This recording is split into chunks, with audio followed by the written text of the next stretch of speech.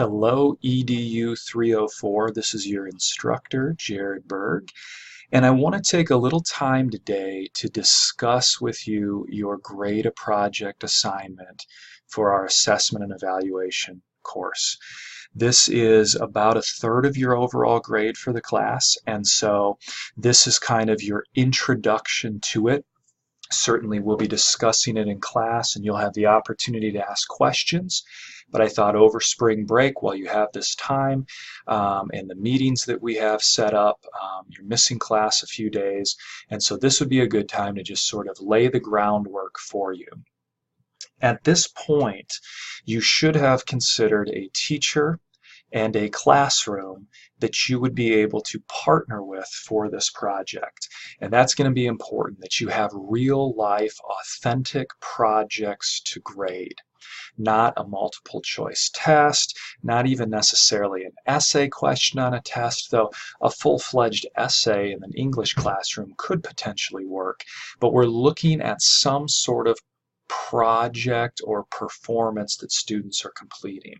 So as we move forward in this lesson here, I'd like you to keep in mind your potential classroom, your ideal teacher, whatever grade that might be, whatever content that might be. This doesn't necessarily need to tie with your content as a student here at USF. This experience is really more about the grading than it is anything to do with the content. And so on the LMS, I have a whole Grade a Project tab, and you will be able to download the checklist in Rubric that I will use to assess you and your projects and your completion of this. So it's a little fuzzy on the screen right now as I look at it, but you should have access to a nice clean copy that you can download from my USF. You see up at the top that it is an assignment that's worth 50 points, which in our course is pretty significant, about a third of your grade. There are three aspects to this that are required of you, but don't necessarily, they don't factor into the grade. It's just essential information that I need to have really before I'm even able to assess your work. So the first piece is an introduction. This is going to be in a paper format, and so you need to write me an introduction in which you give me kind of the context of your school. Who is the teacher? What is the grade? What is the school? What is the content area? All of those things in a paragraph or so to bring me up to speed, to help me understand the context that you'll be grading in.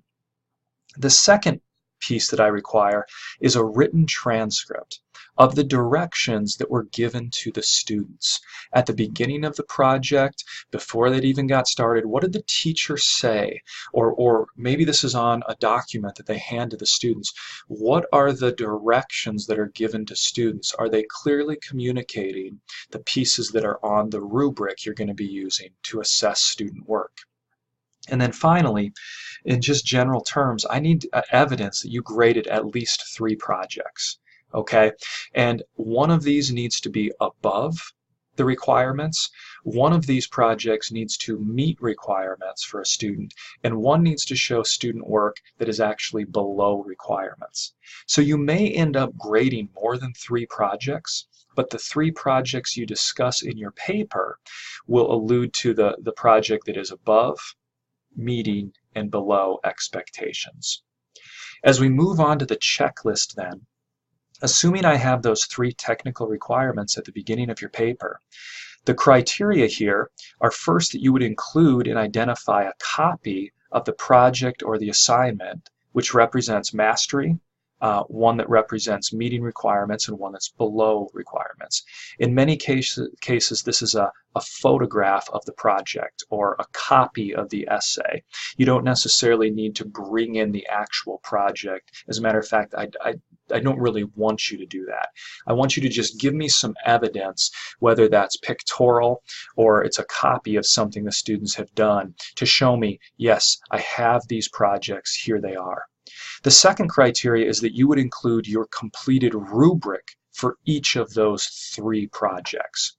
So the rubric that you design, either alongside your teacher or independently, or the rubric that the teacher has already used, and then you're just taking advantage of that and using that same rubric. I need to see evidence that you've gone through with the rubric and graded each project. So what I would imagine for this is that you would include a picture of student A's work, and then behind that or next to that you would give me the rubric for student A. And then you would give me a picture of student B's work and then also include the rubric for student B. And then do the same thing with student C, assuming that one of those corresponds to work that's above requirements, one that's meeting requirements, and one that's below requirements.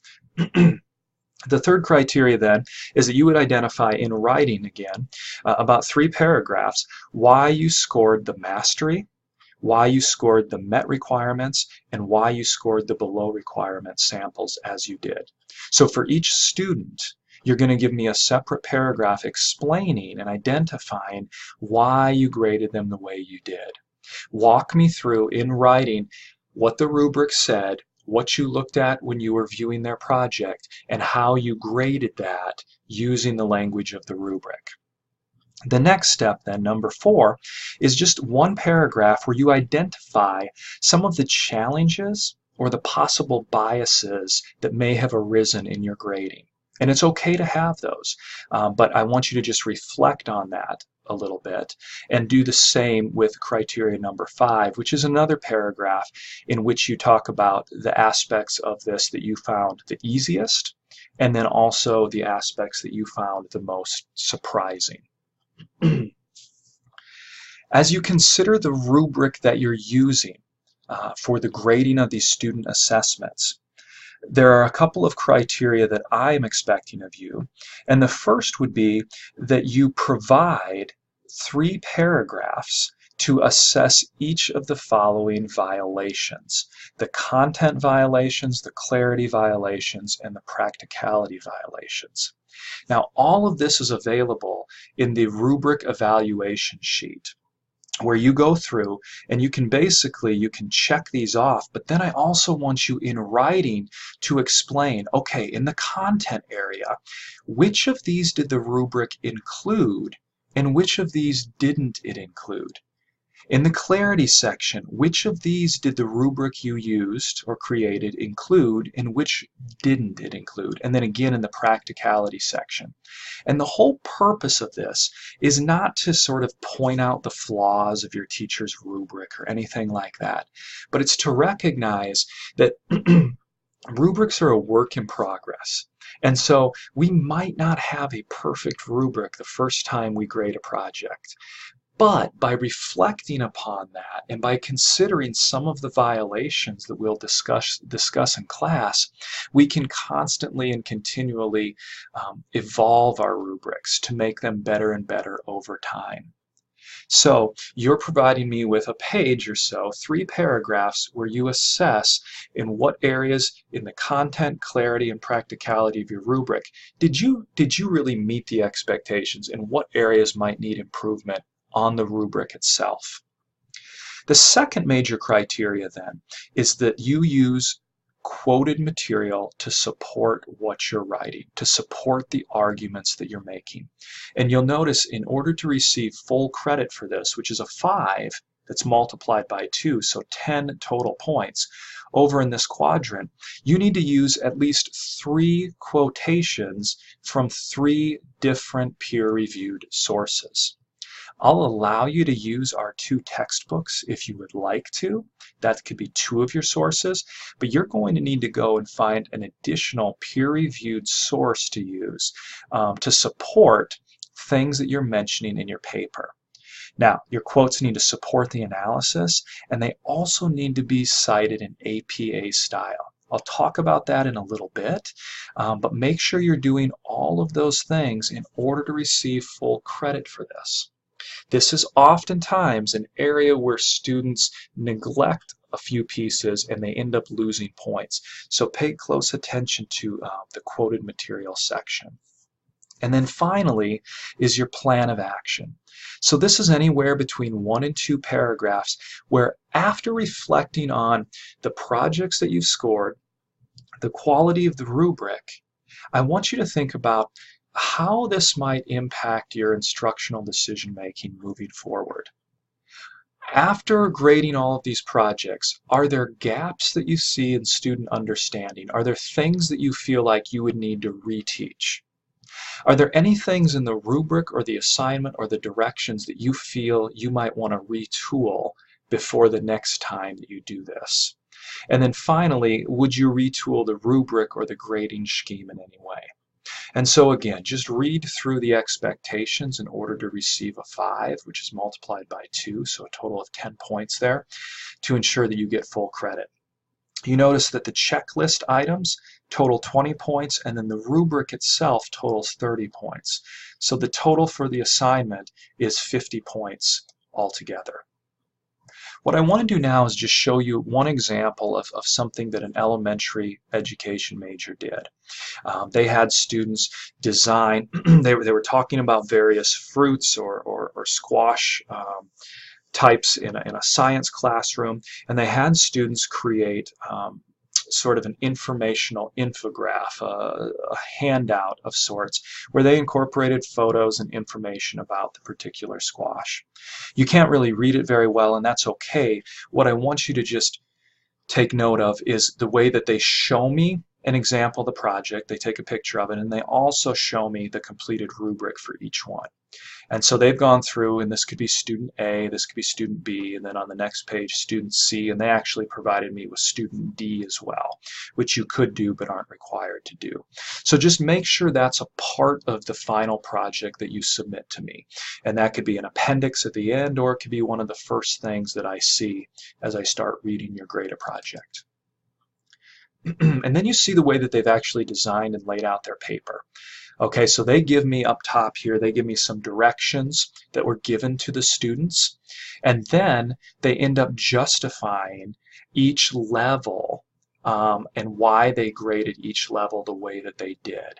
And so they note that they scored Sweet Dumpling poster the highest. It got 19 out of 20, and they note that the organization category was the only one where the Sweet Dumpling didn't earn full points. So you're kind of walking me through each project that you're grading. You're saying, hey, this was the one that was mastery. This was the meeting requirements one, and this is why that project met requirements according to the rubric. So you're spelling it out for me. You're giving me a sample of the project in picture form. You're giving me your completed rubric, but then you're also explaining to me in verbal word ways why you graded this and what your justification was. And then finally we have the justification for the below requirements. I wanted to pull up this one because they talk about the grading process, and then they incorporate a quotation here. In APA, they've done most of this correctly. They've given us the last name of the author, they've given us the quotation here, and then they've given us the page number, P.40 in parentheses. The only thing that they're missing is right after Brockhart, they would want another parentheses that tells us the year the Brockhart text was published. So I use this as kind of a non-example for you. They've got about 90% of the APA style working for them, but they're missing the year. Here's where they talk about the violations of the rubric. They talk about what type of rubric it is, and then they break apart the clarity in all three of those different components. Here again we have another quotation, which again is lacking the year that would make it appropriate for APA style. Here they give us the plan of action, and they incorporate another quotation from a different author, Jill Eagleton. Again, they're lacking the page number after the author's name. I'm sorry, they give us the page number at the end. They're lacking the year after the author's name there. And then finally, their reference page, a couple of things in APA to make sure you've got a hanging indent in which the first line is hanging over and every subsequent line is indented that way. It's also alphabetical order by the author's last name, and I would recommend that you check out the Purdue University online writing lab. Just doing a Google search for OWL Writing Lab will bring that up, and that will give you information about the APA style. But this is essentially what you need to know for the different types of quotations used in APA. I hope this helps you a little bit. And again, if you have questions or concerns, don't be afraid to let me know in class.